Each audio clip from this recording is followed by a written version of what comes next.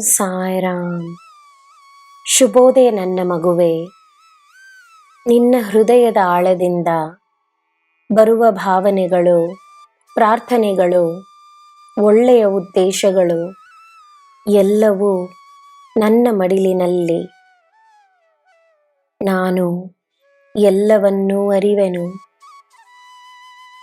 ಸುಮ್ಮನೆ ಕುಳಿತುಕೊಂಡಿರುವ ಹಾಗೆ ಕಾಣಿಸಿದರೂ ನಿನಗೋಸ್ಕರ ನನ್ನ ಕೆಲಸ ನಡೆಯುತ್ತಿದೆ ಎಂದು ನಂಬು.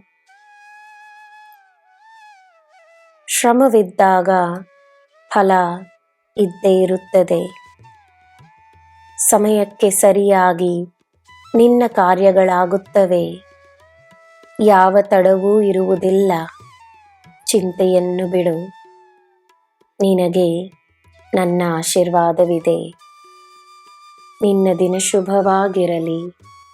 ಸರ್ವಂ ಸಾಯಿಮಯಂ. ಜೈ ಸಾಯಿರಾಮ್.